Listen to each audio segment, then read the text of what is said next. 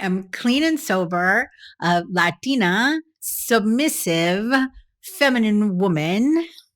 These are labels that describe who I am. But I've also been called untalented, fat, and a junkie in my past. So, Jay, what are labels and why are people obsessed with them? Good question. Labels are a language tool. And I think of them as the guns of language because they have a lot of power.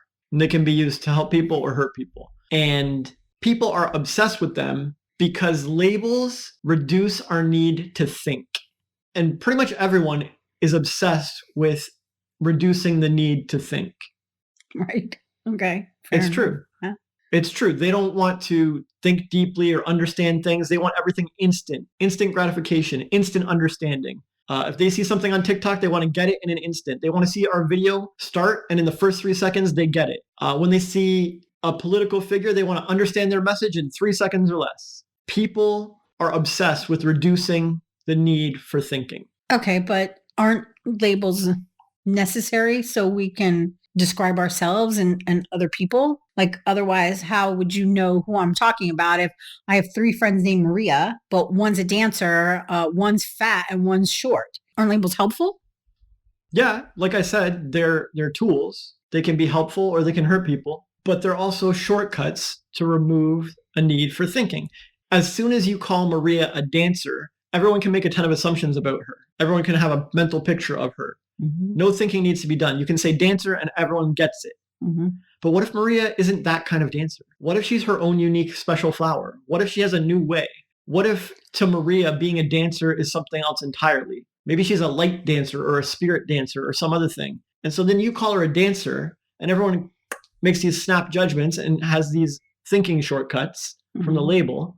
And now they don't have a clue about Maria. Not really. And in fact, they have a totally wrong understanding of Maria. And so you would have been better off not calling Maria that label. Right? Right. So it depends. The label can be helpful or harmful. So, like, from what I understand, what you're saying, then labels are assuming things about people. So, like, I'm queer and people assume that means I'm in a lesbian relationship. And so then they meet you or find out about you and they're like, wait a minute, I thought you were queer. And they tend to assume this of me. Yeah, because you have one idea or one understanding of the label queer and others have a different understanding of the label queer. And they're going to use it in their mental shortcut way and you're going to use it in your mental shortcut way. And then there'll be a miscommunication and it'll all get out of control. Okay, I got you. Can you explain why this is like, these are just labels. These are just words. Like, can they really make that big of an impact? Can they really harm somebody seriously by using a label for somebody? Well, you tell me. You're a mom. Mm-hmm. If you go and label your kids as, I don't know, brats or write-offs or clueless or dullards or whatever, mm-hmm. You think that's going to have an impact? You think those words matter? You think those are just words? No, those have negative impact on them. Negative impact or totally derail the child's life for 20 years? Okay, yes, this is what I meant. Yeah. It's not a good thing to tell your kids these things and say them or even in front of them to other people about your kids. Yeah. You ever seen a movie where a teacher is teaching a problem class and the old teachers were saying negative things about them and didn't believe in them? Mm-hmm. And then you see the new teacher come in and they put on positive labels and see the best in them and the kids turn around. Yeah. It's just a story, but it's not just a story. Like, right. We see it and we're like, yeah, that makes sense. I mean, probably don't throw around labels like that. Okay, so I get it. Your example for kids, this is not a good thing. It's not negative. But what about those people out there who love labels? They just surround themselves with it.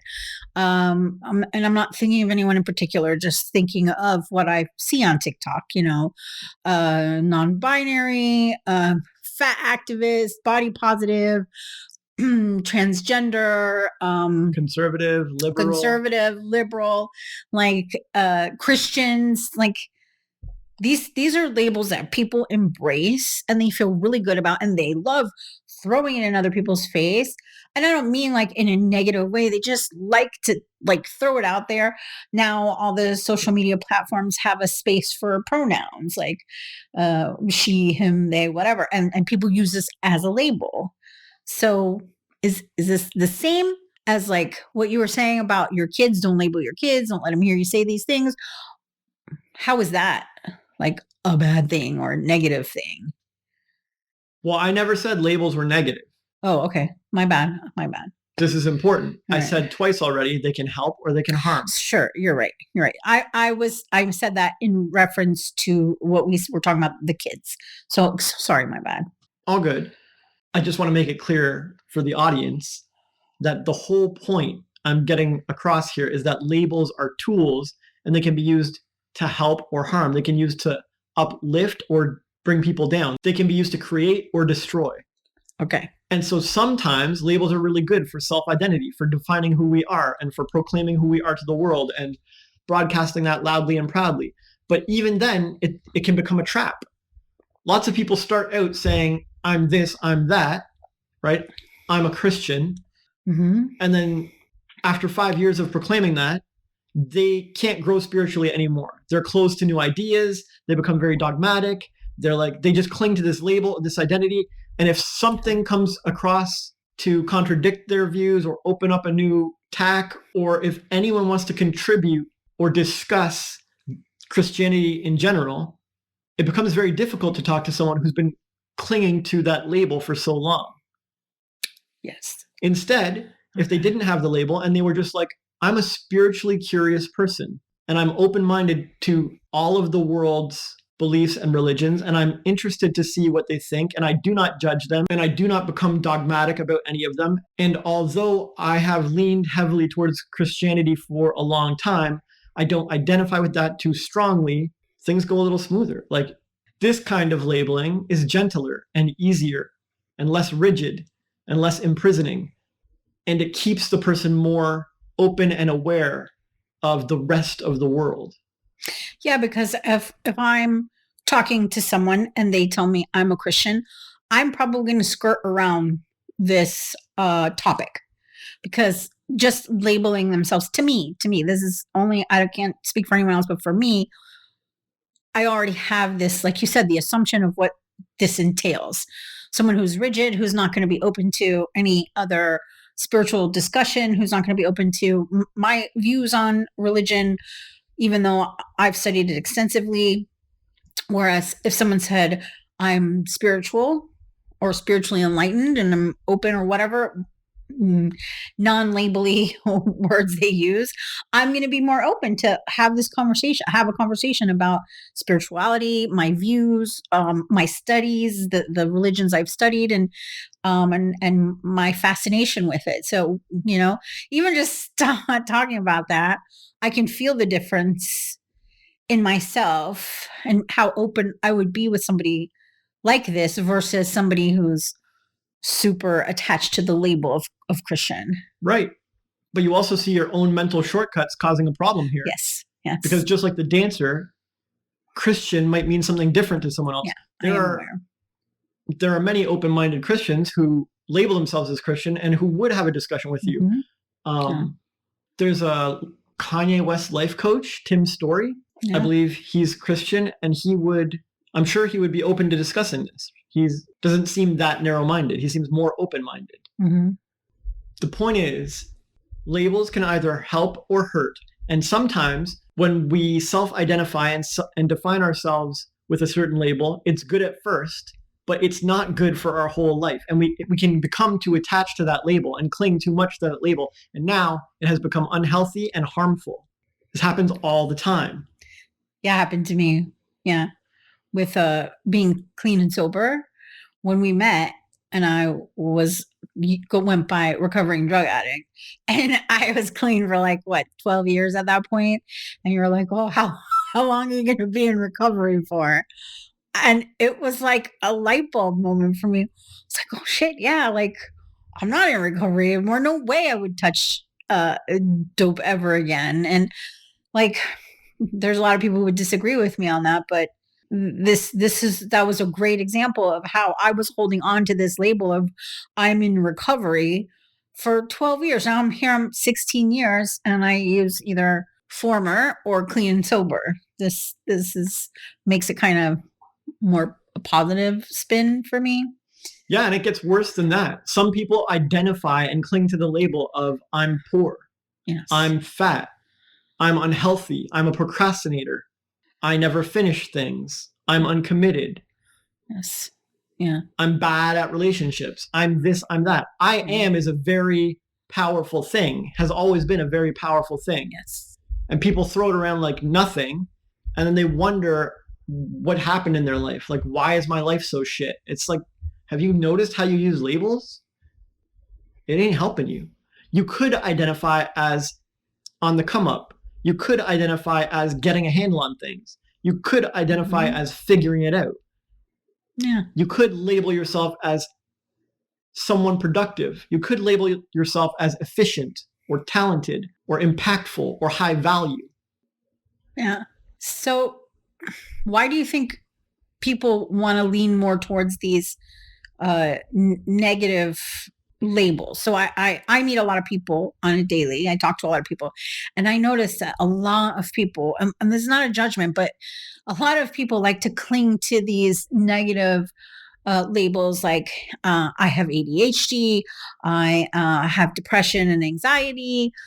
Like it's usually some health sort of thing, but even the ones you just mentioned, like I'm bad at time management, I don't focus, I'm distracted, I'm like, and they like really super embrace these negative labels. So why are people doing this? Why do they want to hold on to those negative labels that drag them down instead of switching it to the positive ones like you use as an example?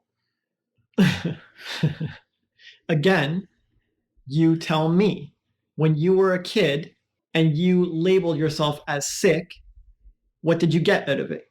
Attention. Did you have to go to school, or did you get a day off? I got a day off. Right. Yeah. Were you allowed to play video games and get waited on hand and foot? Yeah. Yeah. Yeah. Allowed to watch TV? Yeah.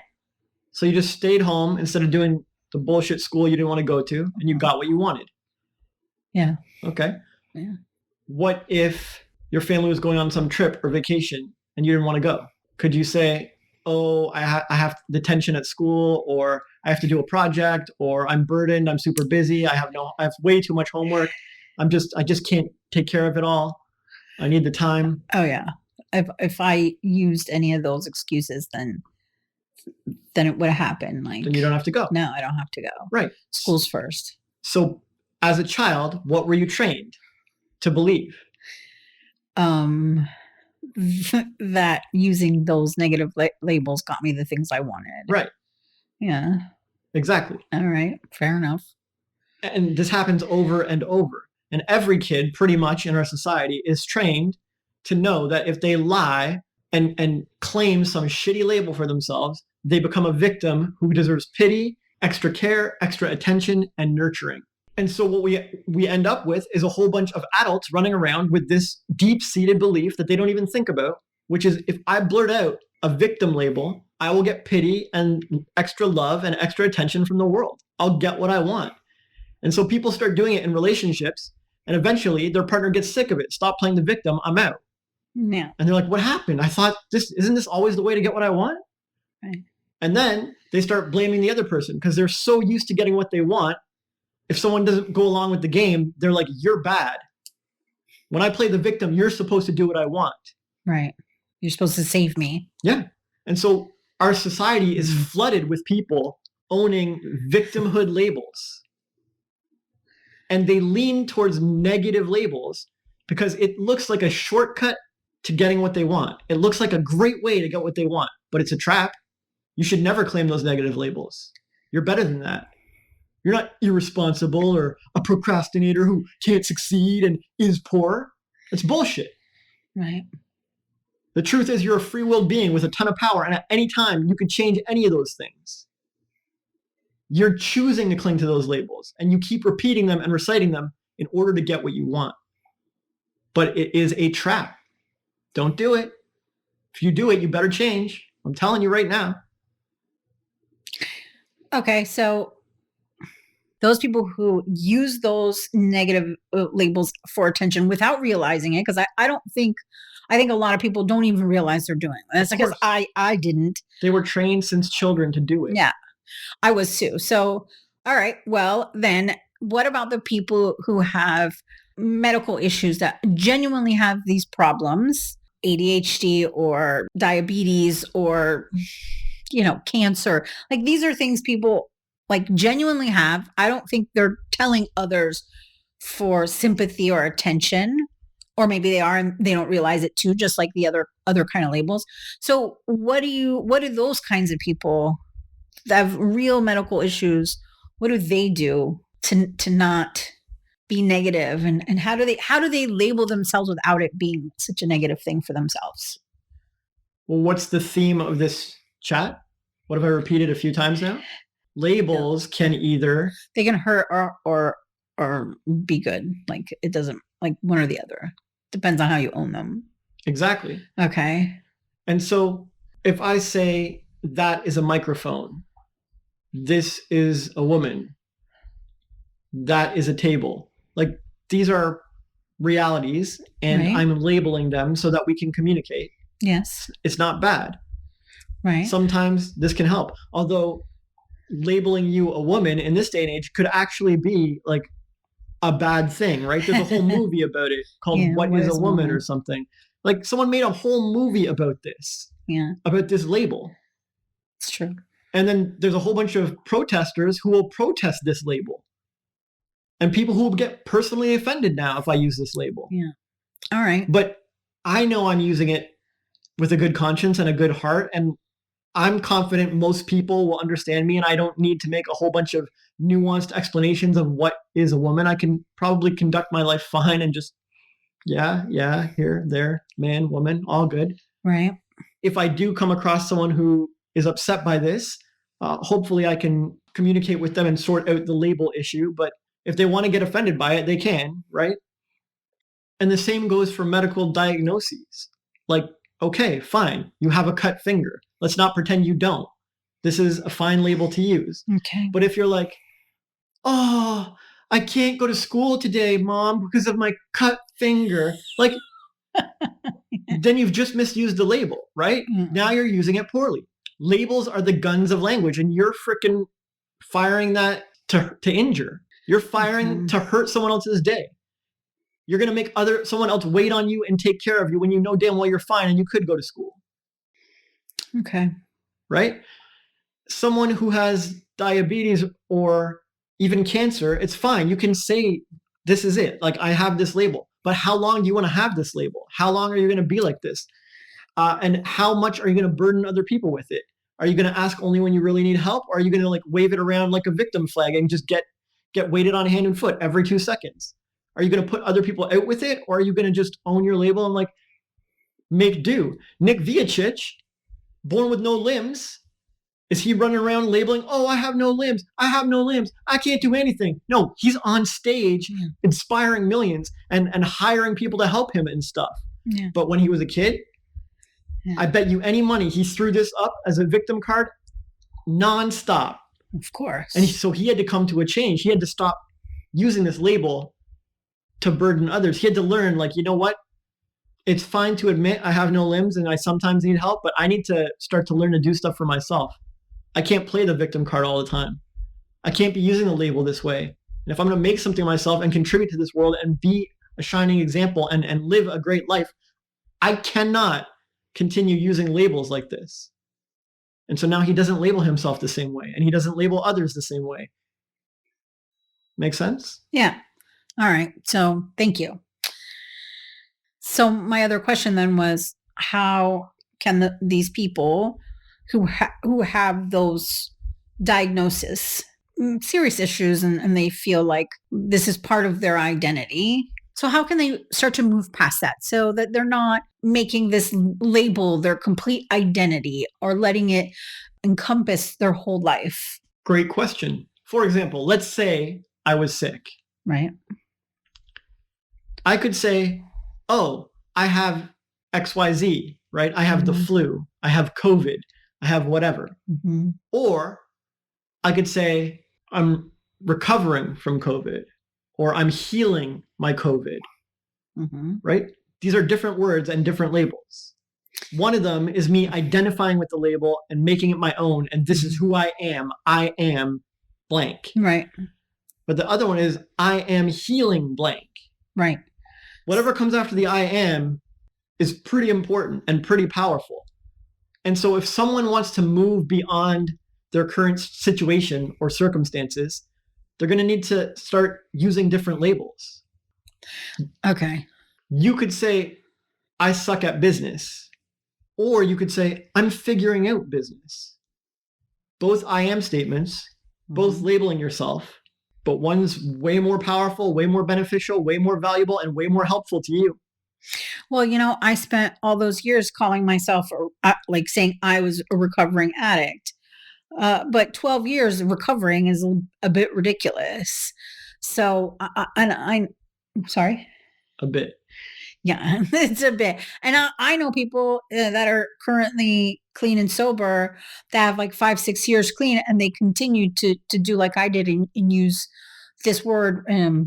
So I guess really it's not, from what I understand what you're saying, I could be wrong, but from what I understand, it's the wording of what you're saying, but also it's the feeling behind, because somebody could say I'm recovering from cancer and have a clean bill of health for 6 years and still be using this in a negative way as their identity, right? But if they take control of that and maybe decide on a timeline for how long they're in recovery or they're healing from something or whatever, this might help them to move past that. Yeah. I mean, tons of people play word games, right? Right. I'm this, I'm that, but secretly they don't feel it. Right. I'm this, I'm that, but sincerely, truly, they don't believe it. Yeah. I'm this, I'm that, but their actions don't match it. Some bullshit. Why even say it? These are hollow words. So you can use hollow words and hollow labels if you want, but those hollow labels are way different than someone who's like, that's it. I'm becoming healthy. It's done. I've committed. I changed my life. I signed up for the gym. This is my new label, becoming healthy. Right. And it's even more different than someone who's like, oh, I'm the healthiest, dude. I'm a shining example. People could study me. I'm Wim Hof up in this bitch. I am so healthy, it's ridiculous, right? And you can tell, you can feel the vibe behind the words. Some are hollow words, some are passionate words, and some are just taken for granted. It's done automatic reality words. Right. They're all labels, but how are you using the labels, right? Again, labels can help or they can hurt, and it's all in how you use them. And you gotta take a real hard look at how you're using labels. Are you a pro? Are you using them super well? Are you talented? Like I told you, I compared them to guns. There's a big difference between some pro on the gun range who's been acing the targets for decades, and some newbie who's like barely holding the gun up and like firing everywhere. Yeah. They're going to hurt somebody. Yeah. Okay. But everyone thinks they're using labels perfectly and fine. And they don't study it. They don't practice it. They don't take a look at their energy. They don't see if they're using hollow words. They don't see if they should be saying former addict or recovering addict, or you know what? I'm clean now. I am a clean living person. They don't even look at their labels. So you get the results you deserve. You get great results if you practice using labels well. And you get shitty results if you use labels willy-nilly and don't put any effort into it. Okay. So you just now said the word that makes me happy. And you said energy, the energy behind the words you're using. So I guess it makes a big difference with your feeling your energy of when you're talking about yourself to someone else, when you're introducing yourself to a new person. Like, are you leading with, hi, I'm Cyn and I have cancer? Like I've met people that are like that. Or the energy behind the label is what I'm sensing really is like where you can tell within yourself, because you can tell your own energy. You can tell it by someone else, their voice, their enthusiasm or lack thereof, and their body language as well. So I'm glad that you mentioned that word, because like for me, energy is everything. We love that. And I think that maybe a lot of people don't really pay attention to the energy behind their words. Like when someone says, "How are you?" and you're like, "I'm fine." It's like saying, "I'm not fine. Please help me and ask me more," versus, "I'm great. I'm awesome and amazing." Like there's a huge energy shift behind, like you can feel the energy behind that. So, Yeah. And that weak, hollow, I'm fine thing, that's a victim card. That's a victim label. yeah, I used to do that all the time. Because you're not aligning your energy and your intentions with your words. And so this becomes very weak. This is not powerful. This will not get you far. It might be a shortcut to getting some pity for a few minutes, but this will not get you further in life. This will keep you stuck. When you speak, you want your words and your feelings and your energy and your heart and your intentions to align. And when they all line up, you get a very powerful speaker who can influence the world and who is able to be vulnerable and express themselves and get their needs met. But when you play the victim card and your words are hollow and you say what you don't mean and you're hiding your real truth, that's when everything goes to shit. Yeah, that's why, like, anyone who knows me knows that for the last 4 years, when they ask me, how are you? Hi, how are you? My answer is always the same. I am awesome and amazing. Thank you so much for asking. Well, if I asked you that this morning, would you have said that? Uh, no. Well, good. Then at least you're honest. No, yeah. But see, maybe it depends on the person. So you asking me this, I feel like I can be honest with you and tell you this. And like, I didn't have a great night and I didn't feel that great. But someone else, anyone else outside of us who's asking me this, I'm going to say, "I'm awesome and amazing. Thank you for asking," because I don't want to wallow in the issue that I had, like, just for conversation, that I had a toothache last night and I wasn't able to sleep. I would never say this in a conversation. "Hey, how are you, Cyn? I have a horrible toothache. Like, I used to be like this," and I would never. One of the things, my brand is positivity and light and happiness. So I wouldn't reply to this anymore like that. So would you call that toxic positivity? No, I don't call that toxic positivity, because I just don't think for me personally, putting out that into the universe over and over again and talking about it, it just makes me have more. So if I had talked about my tooth all day long, then tonight I probably would have more issues with it and I would feel bad. So I don't think so. Okay. So then why would you use the label with me, but not with other people? Because I know that I can tell you. It's because I trust you. The real reason is because subconsciously, you know that you can use the honest label and tell me the truth. Your words and your heart and your feelings can all align, and you can say, "I have a toothache," and you know that I will steer you away from that label. Yeah. Because you know I'm good with labels and I'm not going to stand for that. And I'm going to be like, "No, but we will help you. We will get you some Advil. We will get you some clothes. We'll get you some saltwater rinse. We'll get you to the dentist. We'll do whatever we have to do." Yeah. This is being solved. And you'll be like, "Okay, so it's good that I tell him." And you're not telling me to get weighted on a hand and foot and stay in bed and, "Oh, I don't have to work today," or whatever. Right. You're not playing the victim card. No. And so you would wisely use this label around a fellow good label user. You won't bring up the label with most other people because you know they'll help you dwell on it. They'll bring you more down into that label. They'll keep you habitually focused on that label, and they will commiserate with you in your misery. And you know this. And so subconsciously, you're like, "I want to use my full heart, mind, and feelings, and I want to speak out my words and make them match. But I can't say that to these people because they will just make the labels worse." Exactly. And so this is the point. You have to get good at using labels. And not only that, you need a good label partner. Yeah. Okay. Well, this is what I was when I interrupted you, what I was going to say. And the reason I wouldn't say it to someone else is because then they would say, oh, I know I've had a toothache and oh, that's horrible. And like, I hope you feel better. Like it's a totally different vibe than when I talk to you about any label or anything really. So okay. That was really good. Thank you. Okay, so we talked about people's self labels and the labels we give ourselves to others, but what about the people who give labels to other people? So I've heard, I've been called fat, I've been called, like I said before, untalented, junky, stupid, a snowflake, like I've been called a lot of negative names, and that's just some of them. And I see a lot of hate online for other people. We have a video on our TikTok, a Justin Trudeau video about gun control. Has about 14,000 views on it, and the the comments, like, there's no doubt that everyone in there hates Justin Trudeau, and they say some really mean things about him. So my question is, how does that affect the person labeling? It's a good question. Well, let's stick with our gun analogy, because Okay. labels really are the big guns of language. Right. And so when you fire a gun, would you say that affects the firer as well as the target? In a different way.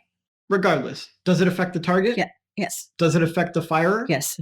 What happens if you have a really big gun and you're a really small person? It's definitely going to affect you. You're going to get kickback. You're going to have gunpowder. Could you dislocate your shoulder? You could just dislocate your shoulder. You can have issues with your hearing, so on and so forth. Yeah. Right. What if you have to kill a child? Oh my God. What people label children? No, I know. So I know, but you see my reaction though. Like, this would be horrific for me. Yeah, hey, it's just a what if. I'm not. No, I know. I'm a peaceful, peace-loving dude, but I'm saying. I know it would be horrible. It would definitely affect me. Exactly. What if you had to kill a bunch of people in Afghanistan? It would definitely affect me. Yeah. Yeah, people get PTSD from this. Yes.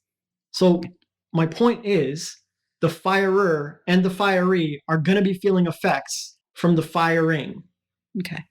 No matter what, whether it's some, minor physical effects or ear ringing, or whether it's, mental trauma or emotional trauma, PTSD, it scars some people for life. But what if it's the case where someone uses a gun only at the firing range and only as a meditation to recenter themselves after a day of work in the fields or on the construction site or whatever. And they take a lot of personal pride in it, and they would never use it to harm anyone else. And so they're simply using that gun as a productive tool. And they're going to go to their grave without harming a single soul with it. Yeah. Okay. Does that person get affected negatively by wielding that gun? No. No, not at all. So you can see that with labels, it's going to be the same thing. The labels you use are the big guns of language, and they are going to affect whoever you're targeting with them, and they're going to affect you. Some people use them extremely wisely and maturely and healthily in the correct times, in the correct context, with the correct intentions and the correct targeting, and they will not have any negative effects from using these labels. But some people will use them poorly and unsafely and immaturely, and they may end up hurt or injured or scarred for life. Mm-hmm. They may end up in violent situations where labels are thrown back at them that they don't like. Mm-hmm. Does this make sense? Yeah. Okay. That's really helpful. Okay, so this wasn't on my list of questions, but based on our conversation just now, those people who are throwing labels out on the internet or at people when they're angry and hateful, and like there's that saying, hurt people. Do you think that that's part of why they're throwing labels like that at other people, like to hurt them in a negative way, like projection, like to project like whatever is within them onto someone else? Well, what you've outlined is very common. Mm-hmm. If someone calls you a name, you call them a name back. They call you a worse name. you start to get in their space, they get defensive and physical. Mhm. Like this kind of escalation is common. Right. And we could analyze, who started it and why. Did a hurt person hurt someone, right? Hurt people or whatever. Right. But it doesn't really matter, because the person who's projecting their hurt and labeling others because of that isn't going to magically change because we've analyzed and found out, why people are throwing labels around. Right. I mean, it might matter for us for our curiosity, but it won't make a difference to the world so much. It's not going to create change in these people. No, but I was thinking more for the people who are getting the labels thrown at them. Oh. Yeah, so that's a really good attitude to have, is if someone's throwing a label at you, know that it may have nothing to do with you. It most likely has nothing to do with you. Right. It almost certainly has everything to do with them. Right. And it's coming from some deep place, right? Mm-hmm. They feel judged, so they want to judge others. Mm-hmm. But I would also say that sometimes when someone else hurts you or attacks you, it can have nothing to do with them. It could be all you. People don't like this, but sometimes you're responsible for why you're getting attacked. For example, in nature, many animals will snap back at another creature in their space or their environment when they're cornered, when they're pinned against a wall. Mm-hmm. This doesn't mean that those animals are scarred and projecting. No. When they attack. Right. This just means you've cornered somebody. You've pushed them too far. And so now they're going to lash out. Right. And as soon as the threat's gone, they'll go back to normal and they'll be chill. But that moment of lashing out is because you've given them no other choice.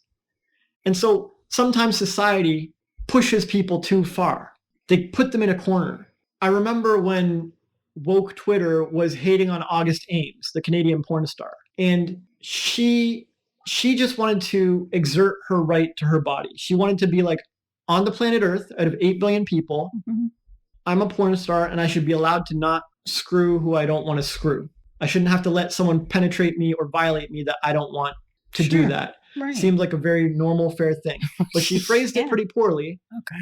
And she was like, I don't want to have sex with gay dudes because there's a higher chance of disease or something. But this is like an actual fact, I think.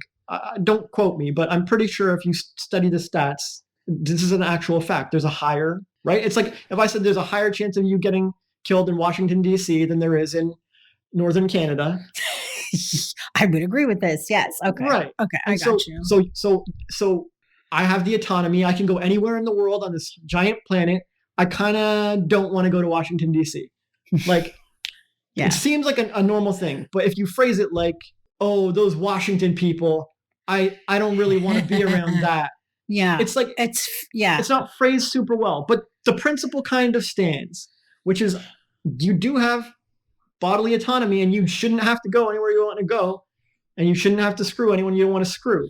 Fair enough. And so she did this. And some people defended her as like, yeah, it's your body. Or a good chunk of Twitter went to town on her. Like, you're terrible, you're racist, you're a bigot, you're sexist, you're anti-gay, whatever, all this stuff. I got you. And so she got bullied so hard, she killed herself. And I think it was the first example of like woke Twitter killing somebody or cancel culture killing somebody. Wow. I'm not sure. Don't quote me on all this stuff, but you get the point. I do. I get your point. And so my point is, sometimes when people take drastic actions, when they kill themselves or they kill someone else or they lash out or they start throwing names back at you or labels back at you, sometimes it's worth taking a look at yourself and being like, did I play any part at all in pushing this person to this activity? Okay. And people want to like wave her off. Oh no, she's responsible for everything she does. What do you want her to be? Freaking Zen Dalai Lama while everyone's hating on her in the world? If we turn it around on you, if we turn all that hate around on you, are you going to act all rational and calm? Or are you going to snap back? Are you going to take your own life? Are you going to take the drastic action? So this is sort of a side issue, but it's not always just labels coming from hurt people. Sometimes it's them lashing out or snapping back or clapping back or defending themselves against a completely unreasonable energy up in their space, right? A completely unreasonable attack from thousands or hundreds of thousands or millions of people hating on them. And when that happens, I don't know if you can say like, whoa, I don't know why they're throwing labels around. Maybe they're hurt. Maybe August Ames is just a hurt person. Like, or maybe like a million kids got together and treated her poorly, and this is a normal human response, a normal animalistic response. If you do that to a lion protecting her cub, that lion's going to snap at you. You do it to a grizzly bear, it's going to snap at you. And if you do it to a person, they're going to snap too.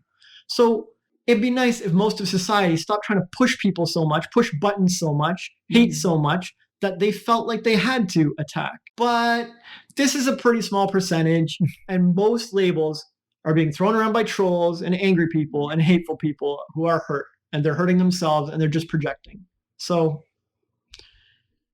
it's a fairly reasonable conclusion. Okay. Thank you. So are labels just code for judgment? That's an interesting question, but I will direct your attention back to the whole point I've been making this whole chat. Okay. Labels can either help or hurt. And so do guns automatically equal violence? No. Yeah. Can guns be used at a practice range? Yeah. So in the same way, labels can be used without judgment. Yeah. Yeah. Okay. It's just a different way to say what we were talking about before. Yeah. Most labels these days are thrown around in judgment. Yeah. So because most people are not licensed to label, like most people have not been taught how to use labels correctly. Most people are running around like chickens with their heads cut off, just throwing labels left and right. Right. And so most of those labels contain judgment. Yeah. But just like a clean shot at the range, shouldn't contain any waiver or any hesitation. Mm-hmm. A clean label out in society shouldn't contain any judgment. Okay. When I call something a table, there's no judgment in me. There's no energy of judgment. I'm simply doing my best to communicate a fact to a fellow person, and hopefully they'll get it and we're on the same page and we can go about our discussion. But if I call that table a piece of shit, there's definitely judgment in that. Yeah. For sure. Maybe that table was good for that person and not good for me, and that's fine, sure. But I shouldn't be judging it and labeling it like that. And you can feel it in the energy. Yeah. Now, if I joke around with my friend and I'm like, yeah, I know this thing's been good to you, but to me, that table's a piece of shit, man. Have you seen my workshop? I mean, maybe there's less judgment in that. Yeah. Like when you said it the first time, I don't know if you saw my face, but I was like, because I felt that energy behind it. And I know it was purposeful for the podcast, but you're right. It's again, goes back to the energy behind what you're saying. One felt judgmental and the other one did not. Yeah. I've talked to you. I've said so many words to you, it would make someone's head spin. And like 99% of them have been positive labels with positive energy behind them. Yeah, it's true. Right. But how much positive energy labels did you get as a kid from your parents or from your peers or from your teachers or from your friends? Did they all have this 99% level of positive labels? Oh. And when I slip and use a label with judgment in it, do you reward me for all my 99% positive labels that puts everybody else to shame? Or you just get mad at the one time I slipped up and had judgment in my labels? I get mad at the one. Sure. At the one time when you might call me a name or something when you're mad or whatever. Sure. And that makes sense because why would anybody respond well, even with my track record, my like near perfect track record? I still deserve to get shit on for using a label with judgment. And this is what I meant by pushing other people. If you throw around labels like that, it's going to come back on you. Even if you're Thich Nhat Hanh or Jesus or whatever, right? Yeah. If they throw around a label, that's going to come back. That's karma. You got to watch out. And so it serves me right. And I always apologize if I misuse a label. And I do my best not to do it again. Yeah. But at the same time, like I said with the pushing example, you can turn some very zen person into a judgy labeler if you push them enough. They're going to snap back or clap back or say something. Mm-hmm. No one's put on earth to be like a walking doormat or punching bag where they just get shit on and shit on and shit on and pushed and pushed and pushed and they're not allowed to say a label back. They're not allowed to call you a name or be mad at you. No one should be that much of a doormat. And so there's give and take, right? Right. We have responsibility for the labels we use, but we also have responsibility for pushing others into firing at us. When we get haters in the comments, we can be like, oh, they're just random trolls, hurt people, mm-hmm. Or we can be like, we may have antagonized that a little bit and we deserve those shots fired. Right. And I am aware when I do that. And I'm aware when it's, for me, when it feels like it's okay and when it's not. And so when someone does come back at me and says something mean, sometimes it's unprovoked and then it feels a little like, whatever, and they get blocked and I move on. And sometimes I'm like, all right, thanks for your input. Appreciate you. And I roll on and I don't block because I deserved it. I deserved it for poking the bear, so to speak. So, okay. Thank you. So is it possible to use labels without them defining who we are? That's a great question. Thanks. Really good question. And if you think about it, what is an individual? Is an individual some being with defined boundaries and defined personalities and definition? Like a drop of water in the ocean, if I separate it from the ocean, it has definition, right? It's a defined drop. Yes. But if I put it back into the ocean, it is not a defined drop with definition now. Right.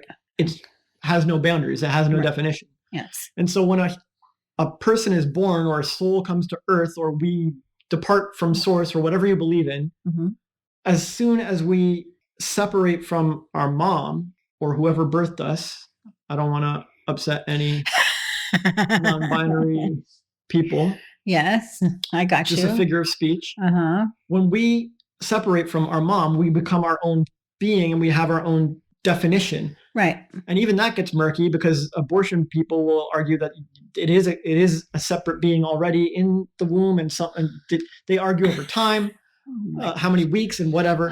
My point is, if we can put that aside, an individual is a defined being. Okay. No? Yeah. Am I wrong? No, you're right. Makes sense. And that individual, they're defined at 3 years old and that's it? They're defined forever? No.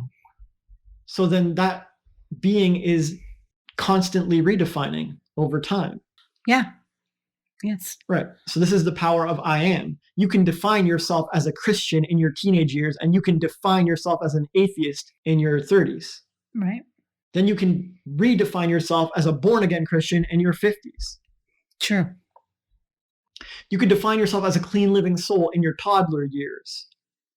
Then you can redefine yourself as a druggie in your teen years. Right. Or maybe you just define yourself as experimenting. Right. And then you start calling yourself an addict in your 20s. And then in your 30s, you label yourself a recovering addict, and it lasts for a long time. And then you're like, you know what? Why am I still calling myself a recovering addict? Screw this. I'm clean. I'm clean and sober 10 years, 12 years, 15 years. And you are constantly redefining yourself. Yeah. But you could have done that at any time. You didn't have to do it at 10 years. You could have redefined yourself as clean and sober in your 20s. You know what? I'm done with this. I'm redefining myself. This is my new label. Anyone tries to tempt me into drugs, I'm not doing it. You could have changed it. Yes. You have the freedom. Every individual has the freedom to redefine themselves and relabel themselves at any time. And technically, when we label other people, they don't have to own or buy into those labels. Technically, August Ames didn't have to buy into what they were saying about her and end her life. She could have relabeled herself as I'm a strong, proud woman and I'm going to show the world a new way. And even if I misspoke, I'm going to stand up for body autonomy and I'm going to make it my crusade. These people aren't going to push me. I'm going to fire back in my own way, in a more powerful way. Everyone has this ability. Everyone has this choice. We can sidestep the labels, the gunshots that are fired at us. We can avoid them and let them whiz over our heads. Like Neo in the Matrix. I love you. Yes, like Neo in the Matrix. But that is a very tall order and very few people are going to pull it off. And most people shouldn't even be put in that position anyways. Like, why are you putting August Ames, the porn star, in this position anyways, where she has to become some Zen monk and choose a better path in face of all the labels and the hate? It's ridiculous. Right. And if she doesn't take it, I can't blame her. Like, oh, well, you should have stood up and been a Zen monk, and don't own those labels and don't let those haters like affect you. It's like, tall order, man. Wait till you're in that position. You think anyone can just pull this off? I mean, technically anyone can, but what are the chances? And you're not really helping them, are you? No.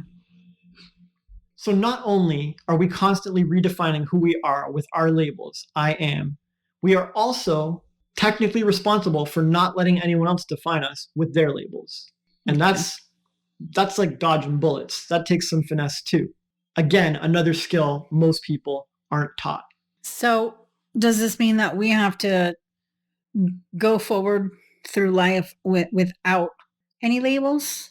With using, like, you use as few as possible. I've never met anyone who uses as little labels as you do. So for me, I've cut out a lot of the labels that I had when we met. And even when I started using the queer label, I remember, because we had Rice Kink at the time, and I was doing a post about it, and you messaged me and you're like, be careful of the labels that you use. Make sure it's a label that you feel good about and feel positive about, and that you're okay with people throwing back at you. So, because this is great advice. So would you say this to other people who going forward are like, maybe I should, redefine my labels or how I look at them or how I label myself to others? Well, the reason I use so little labels is because labels put me and others in a box or a cage. And it's helpful sometimes to put something in a box. It's a bit tricky to eat takeout unless you put it in a box. Yeah. Your junk drawer can get kind of crazy in the kitchen unless you start putting things in boxes and dividers and so on. Right. So labels can be helpful for putting things in boxes. And once they're in those boxes, we can control them and understand them and handle them and deal with them. But when you put a person in a box, it's generally not beneficial. Okay. As much as possible. Like, maybe you want to target entrepreneurs, you want to market to entrepreneurs. So then all these people are entrepreneurs and I'm going to target them, whatever, fine. So it's a helpful label. Right. I'm going to target bowling enthusiasts. Are you a bowler, sir? Madam, are you a bowler? Okay, that's your label. Fine, good. I got you. It's helpful at a party when you introduce yourself. This is my label. This is my title. But these are sort of rare cases. Like, how often do I really need to put someone in a box? When you think about it, how often should I be putting people in my life in boxes? Should I put you in the queer Latina box, or should I just say that's my partner Cyn and she does what she does, and I'm not going to limit her or put her in any box at all, and I'm just happy to meet her as a person and as a soul, and she might be labeling herself A one day and be labeling herself B the next, and I can roll with that. I'm not going to have a big fit when she changes. It's all good. Like, this gives someone freedom. This uplifts them. And if I do put a label on this person, it's going to be one that they've indicated to me that they love and are seeking and want to be labeled as. Yeah. If you want to call yourself a Latina bimbo, you're like, I love the bimbo aesthetic and look and hyperfemininity, and I think that's a wonderful cause, and I'm not ashamed of it, and I want to be called that, I want to be seen as that, then I'll call you a Latina bimbo. No problem. If you say, I'm done with that label, I don't like it anymore, fine, I'll switch it. But by me avoiding labels as much as possible and keeping them to a minimum, it's kind of like firing a gun and keeping it to a minimum. I use the bullets when it's necessary. Right. I use it when it's going to serve the world. I use it when it's going to be productive and helpful. I don't use it to harm others, and I don't use it randomly, willy-nilly, just because I feel like it, or like it helps me vent or whatever. Right. Okay. Thank you. Thank you so much for your time. Like, I feel like we could keep talking about this for like a really long time. Like most of the topics when we sit down to talk here on the podcast. I always end up ending this show before I get to at least one or two of my questions. So I really appreciate your time. I appreciate you talking about labels and explaining them. And the reason why this came up as a topic for us is because I'm reevaluating my own labels and I'm seeing so many people throwing them at others in such a hateful way that I wanted to discuss it and break it down. So thank you so much. I really appreciate it. And I have just one more little question. Do you have anything that you want to share with our audience? Contribute your final thoughts. You deserve a fantastic life.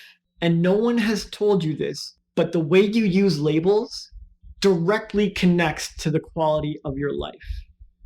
It affects your relationships, your connections, your networking, your job opportunities, your finances, your clients. It affects your talent, your skill, your ability, your proclivities, your inclinations, your habits. It affects everything. I am blank is super powerful, especially when you have energy behind it and your intentions are aligned with it. And so, like I said, I want you to have a great life. And that means using labels well. And I know no one has probably taught you how, but you can learn anytime if you just start putting a little attention on it, because it's a natural skill. You can just feel it out. Does this label feel good to me or not? Did I like calling that person that name or did I not? And as you pay more attention, you'll get the hang of it and you'll start to use labels in a way that serves you, and the quality of your life will improve. I care about you. I appreciate you. I can't wait to see what you do with it. And that's why this podcast is called Eyes Wide Open, people. Keep rising.